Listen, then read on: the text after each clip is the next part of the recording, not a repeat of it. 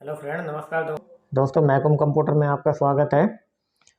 दोस्तों, आज मैं आपको बताने जा रहा हूँ जो हमारी जो वोल्टेज होती है, जो वोल्टेज हमारी जो सप्लाई में हमारा जो ब्रिज जो सेक्शन यूज होता है, ब्रिज ब्रिज डायोड जो लगता है, रेक्टिफायर जो सर्किट बनता है, उसके बारे में मैं आपको बताऊंगा कि जो ब्रिज रेक्टिफायर सर्किट है वो कैसे बनता है। और दोस्तों, हम जो एसी वोल्टेज है उस एसी वोल्टेज को डीसी वोल्टेज में कन्वर्ट कैसे करते हैं, यानी कि एसी वोल्टेज से डीसी वोल्टेज को हम कैसे बदलेंगे। दोस्तों, वीडियो को कंटिन्यू देखते रहिए, वीडियो को लाइक और सब्सक्राइब करें। ठीक है दोस्तों। तो दोस्तों, जब हम जो हमारा ब्रिज रेक्टिफायर होता है, जो रेक्टिफायर हमारी जो सर्किट होती है, उसमें दोस्तों चार डायोडों का प्रयोग किया जाता है। चार डायोडों का प्रयोग किया जाता है। वो किस तरीके से उसमें लगाते हैं वो मैं आपको वीडियो के अनुसार दिखाऊंगा, बोर्ड पर आपको समझाऊंगा कि किस तरीके से। दोस्तों, ये जो हमारा जो ब्रिज रेक्टिफायर होता है ये हमारी हर सप्लाई में यूज होता है, हर सप्लाई में यूज होगा। चाहे वो पावर सप्लाई, कोई सी भी पावर सप्लाई हो, टीवी की हो चाहे कोई सी भी हो, चाहे टीवी की सप्लाई हो, डीवीडी की हो, कोई भी सप्लाई हो, हर सप्लाई में रेक्टिफायर का प्रयोग होता है। हमारा जो एलईडी बल्ब है उसके अंदर जो सर्किट होती है उसमें भी रेक्टिफायर का यूज किया जाता है। और कंप्यूटर की सप्लाई में भी, और एलईडी एलसीडी जो भी है, जो उपकरण होते हैं जो हमारे 220 वोल्ट से चलते हैं, उनमें हर उपकरण में क्या है, ब्रिज रेक्टिफायर का यूज किया जाता है। ब्रिज रेक्टिफायर होते हैं चार डायोडों से मिलके ब्रिज रेक्टिफायर होता है। उसमें उसका काम क्या होता है दोस्तों, वो एसी वोल्टेज को डीसी वोल्टेज में कन्वर्ट करता है। हमें क्या है, हमें कोई भी डिवाइस चलाने के लिए हमें क्या है, एसी डीसी वोल्टेज की आवश्यकता पड़ती है। तो जो ब्रिज डायोड का जो काम होता है, जो सर्किट होती है, उसका काम यही होता है कि जो एसी वोल्टेज को डीसी वोल्टेज में कन्वर्ट कैसे करते हैं। तो दोस्तों, जो चार डायोड होते हैं हमारे, जो हमारे चार डायोड होते हैं, 4007 डायोड होते हैं।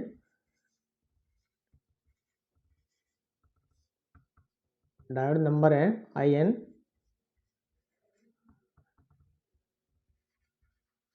4007। ठीक है जी। जो IN जो हमारे डायोड है, IN 4007। ठीक है जी। ये जैसा आपको दिखाई दे रहा है मैंने लिख दिया है। तो दोस्तों, उन डायोडों को जोड़ के हम ब्रिज रेक्टिफायर जो सर्किट है वो कैसे बनाएंगे, और आपको मैं बताऊंगा कि एसी वोल्टेज से डीसी वोल्टेज में हम कैसे चार ब्रिज डायोड लगा के कन्वर्ट कैसे करते हैं। दोस्तों, काफ़ी सारी जो सप्लाई है जिन्हों में चार डायोड लगा के सर्किट को कन्वर्ट किया जाता है, वो क्या नाम है, वोल्टेज को कन्वर्ट किया जाता है एसी से डीसी में।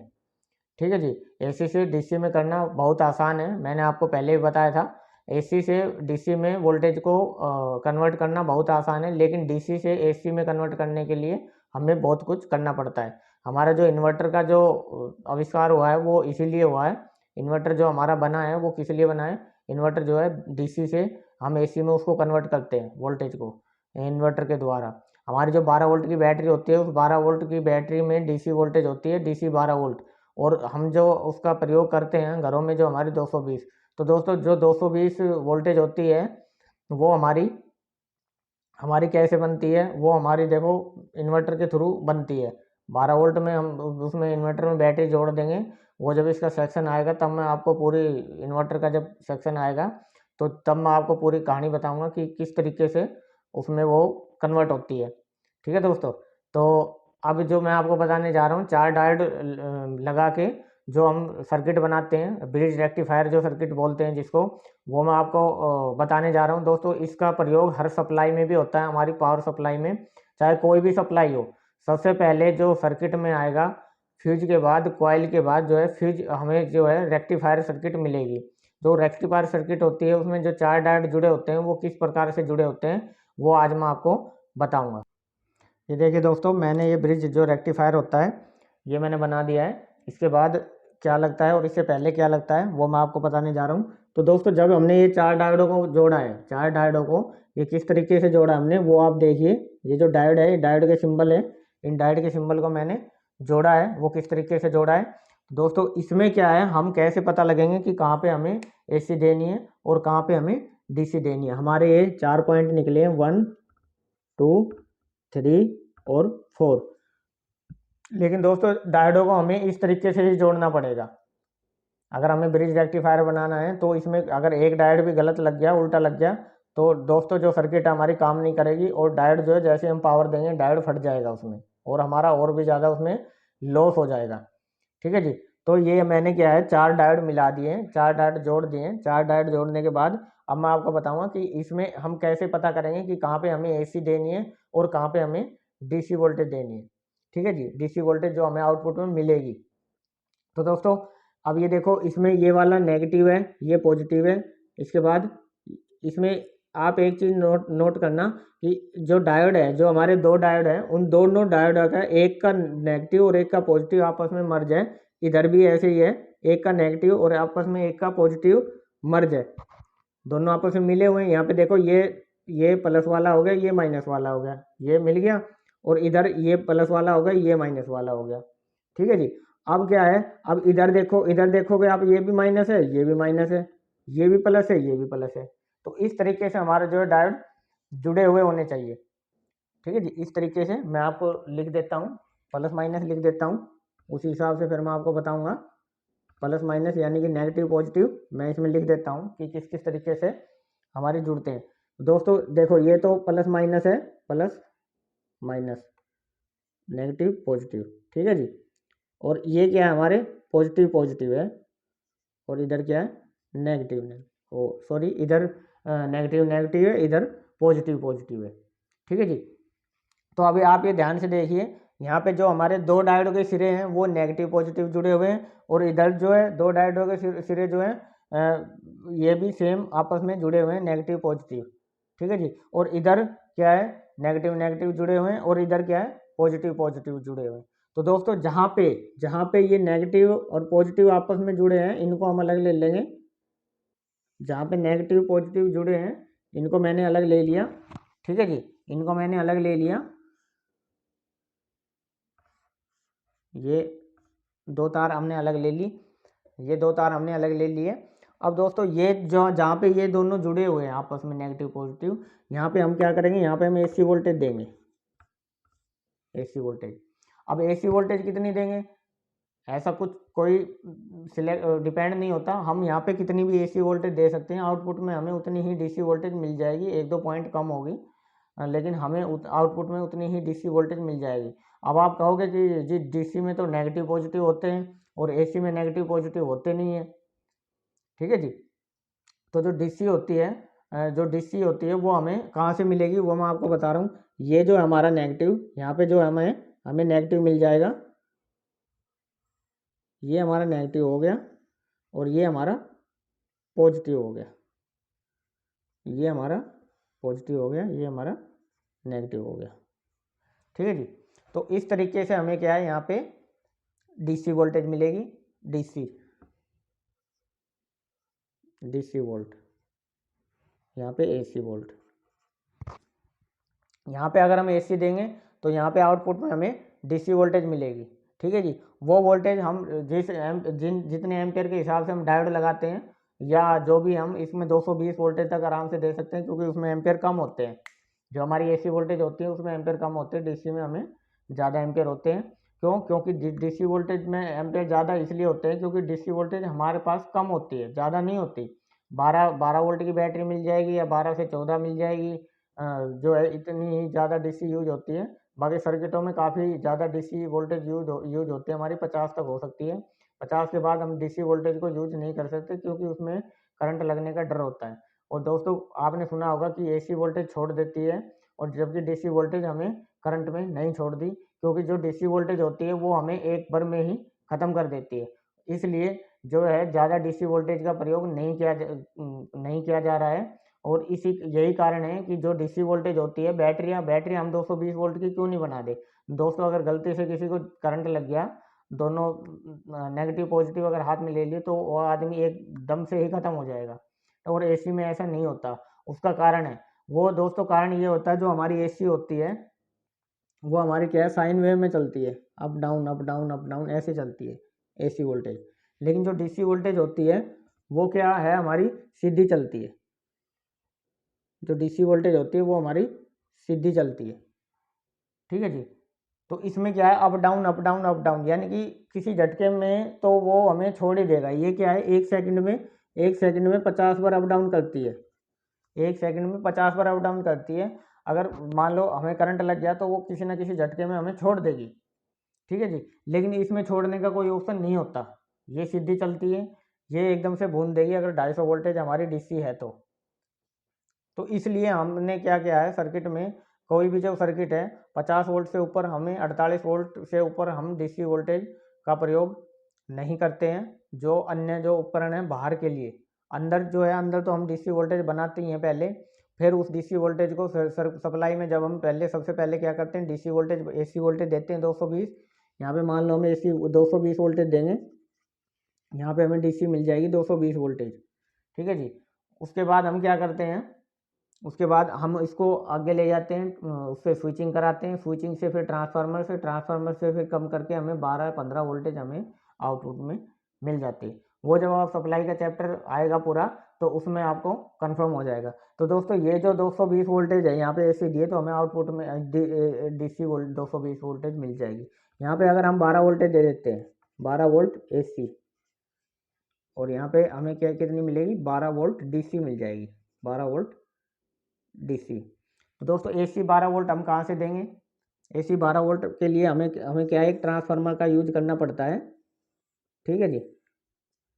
हमें एक ट्रांसफार्मर लेते हैं 12-0-12 का, 12-0-12 का नहीं, 0-12 का, ठीक है जी। ये हमारा ट्रांसफार्मर है 12 वोल्ट का, 12-0 का। ये इसकी जो प्राइमरी है ये है हमारी यहाँ पे 220 वोल्ट एसी जो हम घरों में यूज करते हैं। यहाँ पे हमें क्या आउटपुट में कितनी कितनी वोल्टेज मिलेगी, यहाँ पे आउटपुट में हमें 12 वोल्ट एसी मिलेगी, 12 वोल्ट एसी ही मिलेगी, क्योंकि ट्रांसफार्मर के चैप्टर में मैंने आपको पढ़ाया है कि जो ट्रांसफार्मर का ये नियम है वो एसी ही लेता है और एसी ही देता है। ट्रांसफार्मर हमेशा एसी में ही काम करता है, वो इनपुट भी एसी लेता है और आउटपुट भी हमें एसी देता है। इसी तरीके से वो उल्टा भी इसी तरीके से काम करता है। जो ट्रांसफार्मर होता है वो हमारा ऐसे ही एसी ही लेगा और एसी ही हमें आउटपुट में देगा। तो दोस्तों यहाँ पे 220 का ये 12-0 का हमने ट्रांसफार्मर लगा दिया जो कि 220 वोल्टेज से ऑपरेट है, 220 वोल्टेज से ऑपरेट है जो हमारे घरों में हम यूज करते हैं। उसके बाद हमें आउटपुट में 12 वोल्टेज मिल गई है, तो 12 वोल्टेज हमारी एसी मिल गई। एसी के बाद हमने ब्रिज डायोड लगा दिया, ठीक है जी। अब ब्रिज डायोड लगा दिया, ब्रिज डायोड ने हमारी वोल्टेज को डीसी कर दिया, डीसी 12 वोल्टेज, क्योंकि जो जो अधिकतर जो हमारे टोटली जितने उपकरण हैं, जैसे काफ़ी चीज़ें होती हैं हमारी जो 12 वोल्ट से ऑपरेट होती है, 12 वोल्ट से चलती है। आपने कई बार सुना होगा जो एडोप्टर होते हैं हमारे 12 वोल्ट के एडोप्टर होते हैं, काफ़ी राउटर वगैरह में या कई जगह हमारे यूज होते हैं, ठीक है जी। वो एसएमपीएस के थ्रू होते हैं। इसमें क्या है, ये मैंने ट्रांसफार्मर के थ्रू 12 वोल्ट बनाई है। इससे दोस्तों ये जो सर्किट है हमारी ज़्यादातर हमें होम थिएटरों में बूफरों में मिलेगी। जो हमारे होम थिएटर आते हैं, स्पीकर आते हैं, उनमें ये सर्किट हमें मिलेगी कि ट्रांसफार्मर के द्वारा एसी से डीसी में कन्वर्ट किया जाएगा। उसके बाद वो उस वोल्टेज को आईसी में दिया जाएगा। वो उस वोल्टेज को दोस्तों आईसी में, अब ये हमें डीसी तो बन गई, लेकिन डीसी बनने के बाद मैंने आपको बताया था जब कैपेसिटर का चैप्टर आया था, जब एसी से हम डीसी में कन्वर्ट करते हैं तो उसमें कुछ अनवांटेड फ्रीक्वेंसी, कुछ दूषित वोल्टेज जो है इसमें डायोड के थ्रू आ जाती है, ठीक है। तो दोस्तों उसको फिल्टर करने के लिए हम यहाँ पे क्या करते हैं, आउटपुट में भिड़ते ही सबसे पहले क्या है, आउटपुट में जैसे हमें डीसी प्राप्त होगी वहाँ पे हम एक कैपेसिटर लगा देंगे।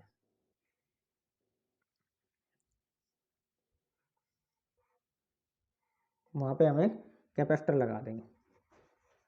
सर्किट में जब हमारी ये सर्किट बनती है तो इस तरह की सर्किट बनती है।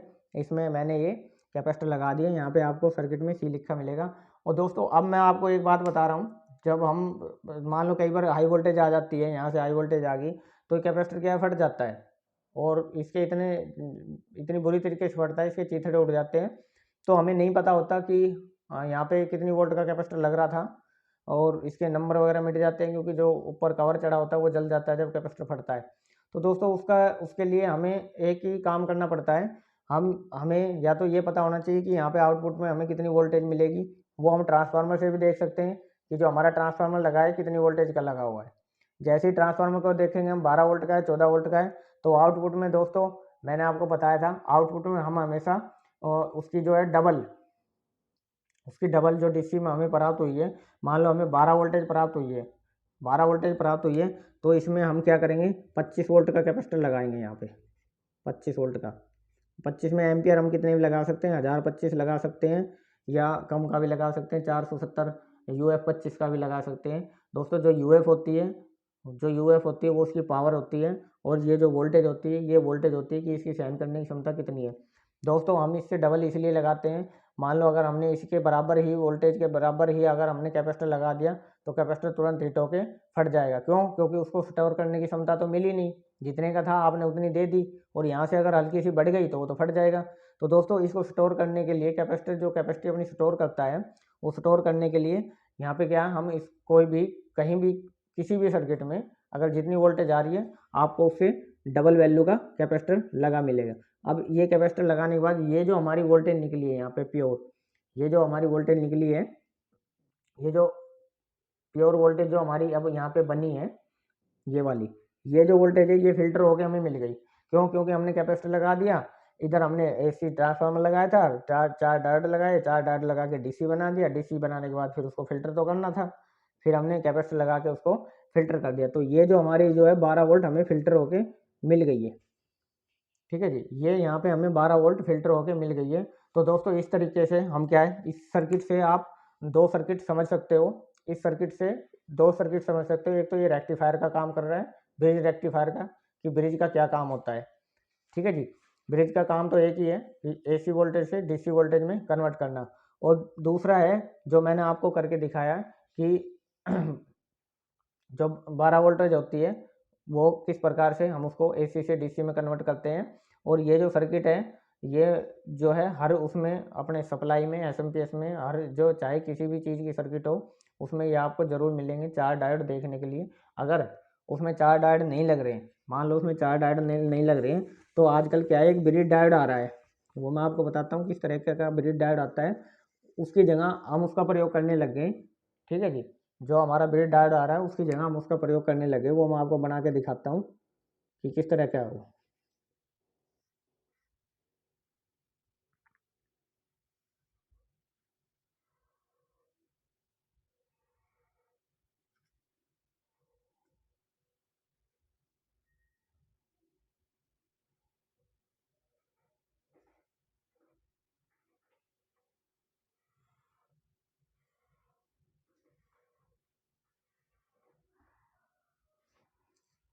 ठीक है दोस्तों, ये इस तरह का हमारा जो है ब्रिज डायोड अब आने लग गया है। तो इसमें हम कैसे पता करेंगे कि कैसे हम इसको पता करेंगे।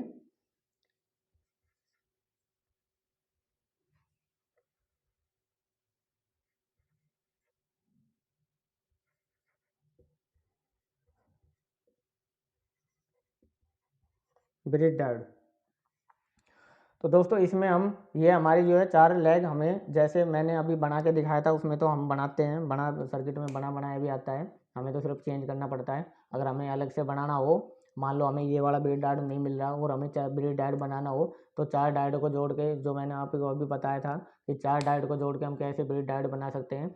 दोस्तों अगला ये जो ब्रिज डायोड है ये हमारा बना बनाया आता है, ब्रिज डायोड पैक भी बोल सकते हैं इसको। ये एक पैकेज होता है ब्रिज डायोड का, चार डायोड मिलके इसको बना दिया गया है। आप किसी भी सप्लाई में SMPS में ब्रांडेड में या जिसमें भी आप खोल के देखोगे या तो ऐसा मिलेगा, या फिर उसमें स्टार्टिंग में जहाँ पे हम पावर देते हैं, जहाँ पे हमारी मेन पावर जाती है, वहाँ पे हमें क्या है, चार डायोड लगे मिलेंगे। ठीक है दोस्तों, ये बात ध्यान रखना है। तो दोस्तों ये जो डायोड है, इस डायोड में मैं आपको बता देता हूँ कि इस डायोड से AC से हम DC में कैसे कन्वर्ट करेंगे। तो दोस्तों चार लेग मैंने उसमें निकाली थी, इसमें भी चार लेग ऑलरेडी होती है, वो मैं आपको निकाल देता हूँ।